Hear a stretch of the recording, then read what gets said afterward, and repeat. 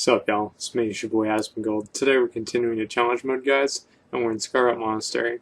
Now I'm going to be doing this with a rogue. Scarlet Monastery is one of the two instances which having a DK really helps out a lot, and with this instance it's mostly with the first boss.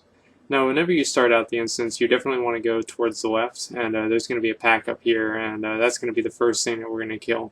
Scarlet Monastery is probably one of the more difficult ones because of a couple of finesse pulls, also very high damage phases within the cathedral, and a pretty tight DPS timer.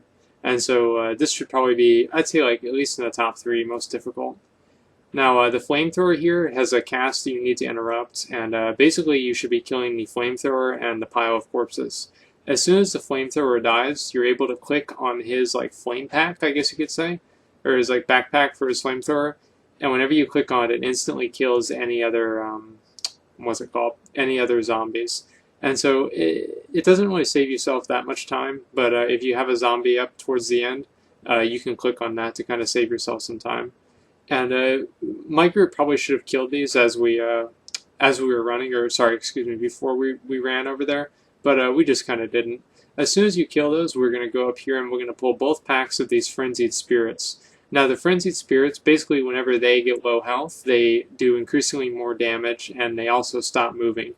And basically if you're a DK, what you can do is you can like control undead on these guys, and whenever they're about 20% with like 60 stacks or like 30 stacks or something like that, kill off all the rest of them, and then you bring the boss over to him, and the ad alone is going to do, like, I'm not even kidding, like 500,000 DPS to this boss and kill it within like 10 seconds. It's absolutely completely overpowered. And as I said before, like having a DK in this instance will probably save you at least 30 seconds alone.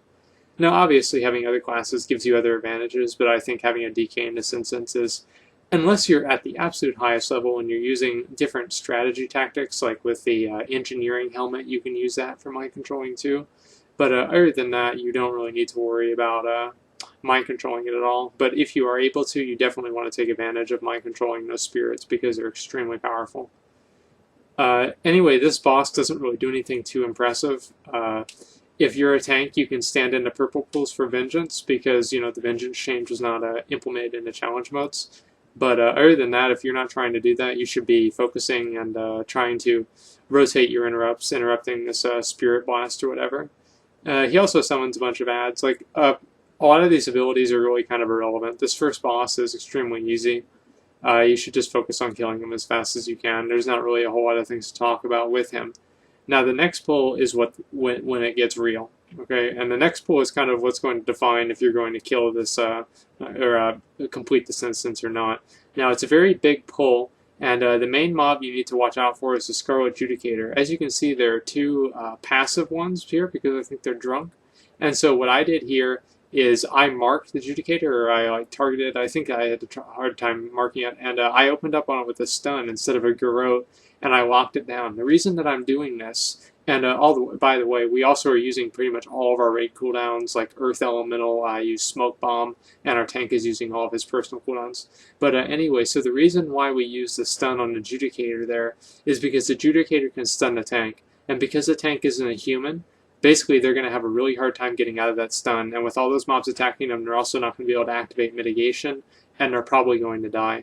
And we accidentally aggroed the other two Judicators, or the other Judicator. That's not a best case scenario, but it's also not a worst. Here, with the green marker there, everybody's using their invis potions, and we're going to come all the way up through here.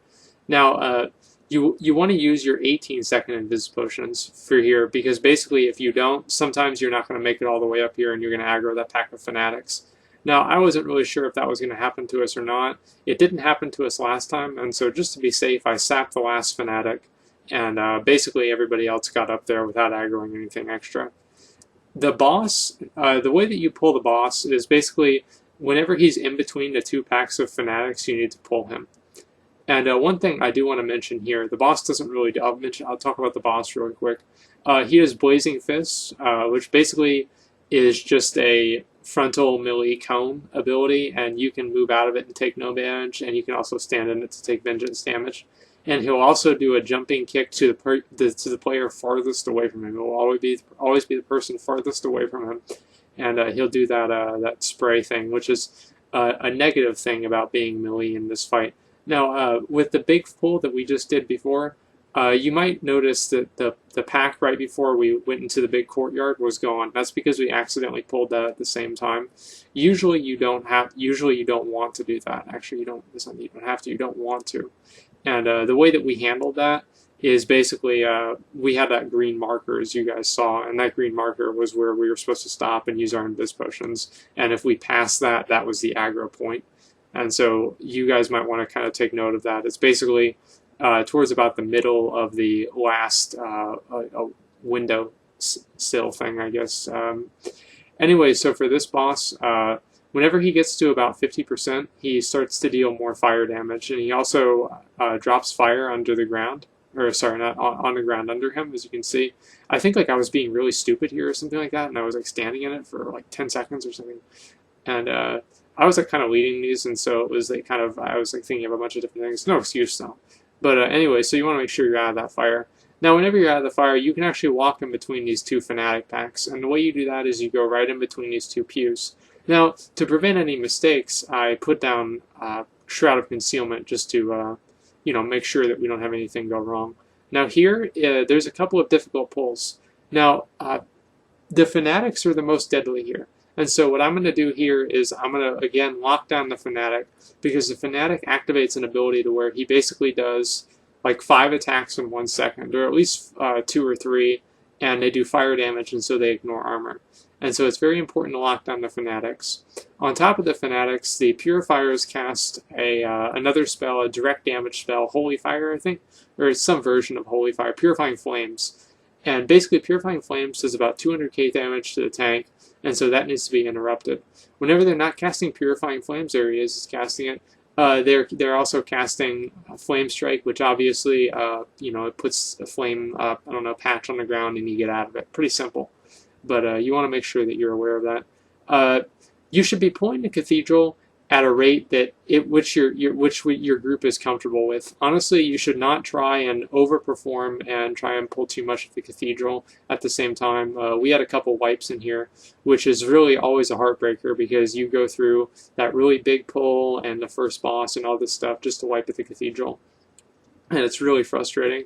But again, you want to make sure that, again, you're not really you're very stacked up, so not too many people have to move for the Flame Strike, and also that you have the Fanatics under control. Those are the two most important things. The Zealots also die, and whenever they die, they put down a Spirit of Redemption. A Spirit of Redemption basically despawns whenever it doesn't have a target it can cast on. So if you have a Spirit of Redemption that's alive during the, I'll explain that in 1 second. Here, it's a bunch of very small, basically little healing ads, and you should just stun them or do some kind of AoE to kill them. Usually they're very easy to handle, but if you are having problems with them, you should rotate stuns or silences to interrupt as many casts as you can, or just focus 1 or 2 of them down. They have very low health. But as I was saying before, the Zealots, again, go into a Spirit of Redemption form, as you see there. And sometimes if you pull them with the boss, which is another strategy, we do not opt to do that because we had a lot of time. We didn't want to take any chances. What you need to do is you need to pull the boss around the pillar, okay? And whenever you pull him around that pillar, obviously he's out of line of sight for the Zealot, and the Spirit of Redemption cannot heal him, because if it does heal him, it'll heal him for like 10% of his health, which in challenge modes is like, I don't know, the equivalent of like 10 seconds or so. And so it's actually pretty crucial that you make sure that those heals do not get off on the boss if you're fighting the boss with the Zealot. And so after you clear everything in the Cathedral, which, by the way, this differs from Heroic, because in Heroic you don't actually have to clear everything in the Cathedral. In challenge modes you do. Anything that's not cleared in the Cathedral when the boss is pulled, pulls whenever you pull the boss. You can control them with CC or other things like that while you're fighting the boss, but again, that's time that you take away from DPSing the boss.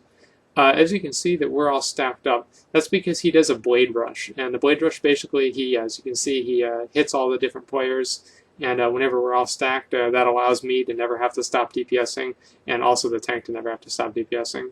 At the same time, he'll also go invisible after he finishes his Blade Rush. That's kind of a problem, but again, you're just missing 1 or 2 seconds of DPS and maybe an interrupted cast. Commander Durand is really not a big deal. He's very easy to deal with. The real problem is Inquisitor Whitemane, and the way this fight works is basically the same as it is on Heroic, except for Whitemane casts 3 spells. She casts the Smite, which is just her normal spell. She also casts 2 spells that are very important and need to be interrupted at all costs. The first spell that needs to be interrupted is called Dominate Mind. There it went off, and basically Dominate Mind controls a player. If it gets off, it's not that big of a deal. If a Mass Resurrection gets off, it's a big fucking deal.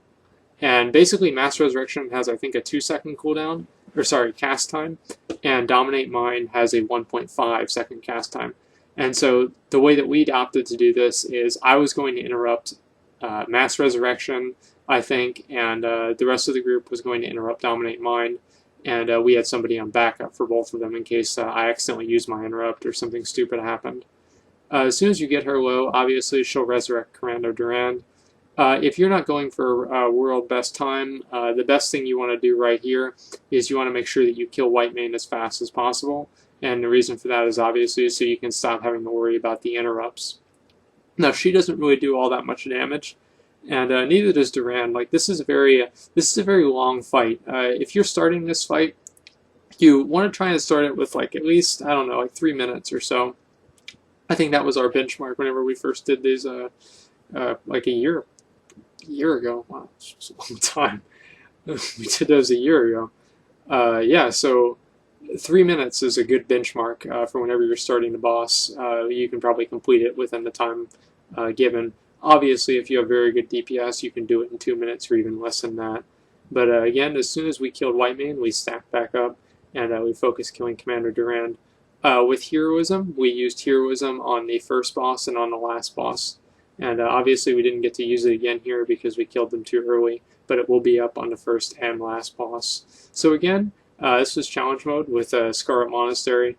It's not really that hard to do, but again, it's probably one of the harder ones. And so as long as you have the correct strategy, and hopefully a Death Knight, you should be able to get this one done pretty easily. So, good luck, and thanks for watching, and like, comment, subscribe.